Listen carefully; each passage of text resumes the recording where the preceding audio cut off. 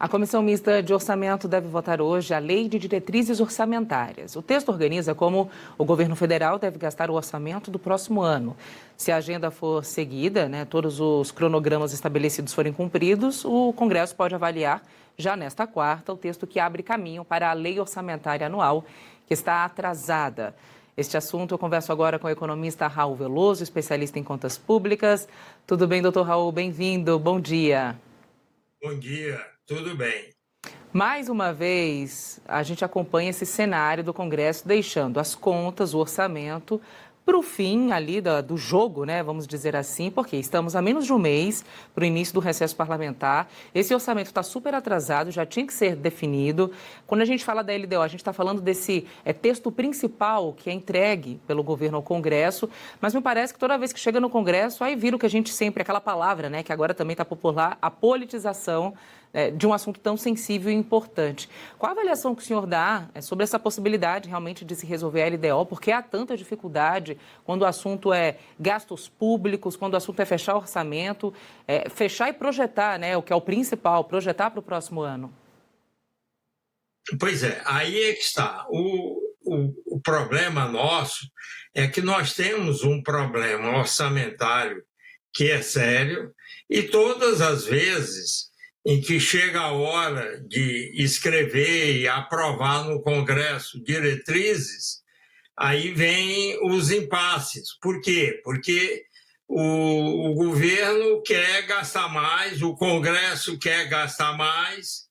Existe aí uma situação crítica, bem difícil, para gerir esse orçamento, que já vem de muito tempo, e que disputa com os desejos políticos, seja do Poder Executivo, seja do Congresso, e aí, quando chega a hora de aprovar a lei de diretrizes, as discussões se alongam e poucas soluções para os problemas que aparecem são vistas, discutidas, analisadas, e procurar a solução, porque não tem mais como esperar. Estamos chegando na hora H de definir diretrizes capazes de atender às obrigatoriedades que estão implícitas nos orçamentos e realizar despesas de interesse do país, que são principalmente as despesas associadas a variável investimento em infraestrutura, que é onde a economia se prepara para crescer mais no ano que vem.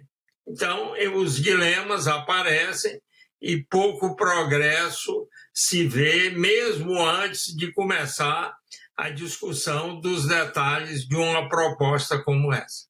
Pois é, e quando a gente fala de contas públicas, até trazendo alguns últimos acontecimentos que acho importante a gente colocar, a gente tem um governo agora com os Correios, com esse déficit aí bilionário, um rombo já previsto para o próximo ano. Outras estatais também tem um estudo que aponta esse déficit que pode ocorrer nos cofres públicos por causa dessa irresponsabilidade de algumas estatais. E tem também as projeções da própria LDO, para o próximo ano. Este ano, especificamente nesse último semestre, a gente conviveu com momentos delicados para o governo, vamos dizer assim, difícil de aprovar. Tem o imposto de renda também, que já vem com um recurso a ser alocado para o próximo ano. Na avaliação do senhor, como é que a gente fecha as contas de 2025? 2026, a gente já começa com esse cinto apertado ou, pelo andar da carruagem, o Congresso consegue, junto com o governo, costurar um texto que deixa um 2026 um pouco menos apertado, quando se fala em contas públicas? Bom, ter um texto menos apertado é desejo de todos, porque os gastos estão aí se oferecendo para os parlamentares encontrarem o caminho para que eles aconteçam.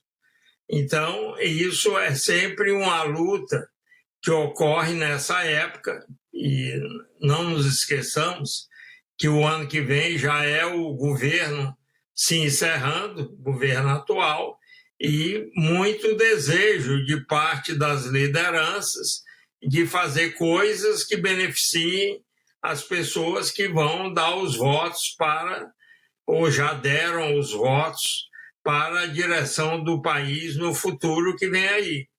Então, é sempre um momento muito difícil e nós temos hoje uma situação bastante complicada que precisa ser enfrentada e não está sendo enfrentada, que é a disparada dos gastos previdenciários e assistenciais.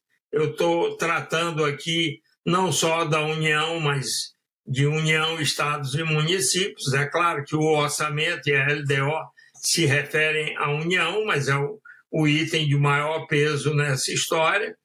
E existe aí um problema que já vem se arrastando, que é o crescimento excessivo desses gastos que eu mencionei. Os gastos previdenciários e assistenciais têm crescido muito e o governo, o que tem feito em grande medida, é cortar os investimentos em infraestrutura para lidar com esse problema. E, ao cortar os investimentos em infraestrutura, a gente que acompanha isso e é obrigado a estudar e entender o que está ou vai acontecer, vem logo à mente, para quem está olhando isso com lupa, o fato de que a economia vai continuar crescendo pouco. Na verdade, nós temos estado imersos numa armadilha de baixo crescimento da economia e este orçamento, cujas diretrizes estão sendo discutidas e vão ser aprovadas, que é do último ano do governo, este orçamento, essas diretrizes, não sinalizam qualquer tipo de mudança nesse quadro difícil de crescimento elevado de certas despesas, e aí eu destaco, se já não destaquei, o crescimento dos gastos previdenciários, que vão ter de ser executados, e aí o governo corta investimento, que é o que ele deve, no final das contas, fazer, embora isso não vai constar das diretrizes que serão submetidas, porque ninguém faz essa submissão para se desgastar politicamente mais ainda, mas o fato é esse: nós estamos numa situação muito difícil do ponto de vista orçamentário, devido ao crescimento muito elevado de gastos rígidos, como os gastos previdenciários, e sem o governo encontrar uma solução para acomodar essas pressões que vêm do lado da Previdência com o resto do orçamento, o que nós vamos ter é uma tendência à manutenção de taxas baixas de crescimento econômico, como as que têm ocorrido nos últimos anos. Quer dizer, o Brasil está, eu costumo dizer isso, o Brasil ingressou numa armadilha de baixo crescimento da economia, e se ele não resolver, através do governo que está no momento no poder, sair dessa armadilha, tomar medidas com essa finalidade, nós vamos ter a continuação desse difícil quadro que vai, obviamente, deixar a população um tanto quanto preocupada com essa questão da geração de empregos que está cada vez pior em nosso país.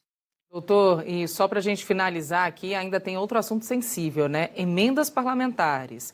Até que ponto também as emendas vêm e distorcem o objetivo principal da LDO, que é essa organização? Porque a gente sabe que as emendas elas aparecem em tudo quanto é discussão ali, em negociação, quando se fala em recurso no Congresso Nacional. Qual a sua avaliação também sobre esse cenário hoje do Brasil? Pois é que nós temos uma rigidez muito forte, como eu disse, no orçamento. A emenda é uma tentativa de fugir da rigidez, porque a rigidez é porque o peso dos gastos rígidos, que são muito difíceis de ser cortados, ficou muito grande. E eu destaquei o principal deles, que é a Previdência e também a assistência social. Aí, diante dessa situação, o que acaba acontecendo é que os parlamentares tentam, ao longo do processo de aprovação do orçamento, redirecionar gastos de certas verbas para outras, mas nem sempre isso é viável legalmente, porque a emenda vai lá e diz: eu vou retirar do item tal e redirecionar para outro item. E aí, se não puder redirecionar de verdade, do ponto de vista jurídico, é porque o orçamento ficou muito rígido, então aquilo vai dar uma grande confusão na discussão, vai ter muito pouco espaço para essas emendas se materializarem em aumento de certos gastos, que são os gastos que não foram contemplados na proposta orçamentária original. Aí nós temos ou um orçamento um tanto quanto fictício, que vai ser, durante a sua execução, transformado em algo que não dá nem para a gente prever o que é que vai acontecer com ele ao longo da execução, mas por isso, porque nós não estamos sendo capazes de reorganizar os orçamentos que têm sido aprovados no Brasil para caber aquilo que dá para realizar as despesas efetivamente prioritárias, conforme os dirigentes que estão no poder assim vejam que deve ocorrer. Então, é um grande drama, e emenda é apenas a manifestação do desejo de mudança, Sim. de tirar daqui e colocar ali, Sim. mas nem sempre isso é possível. Doutor, muito obrigada, viu, doutor Raul Veloso? Obrigada pela tua contribuição. Ótima tarde para o senhor e até uma próxima por aqui. Ok. Um abraço a todos e que Deus nos ilumine e faça com que as coisas melhorem bem mais em nosso país. Obrigada.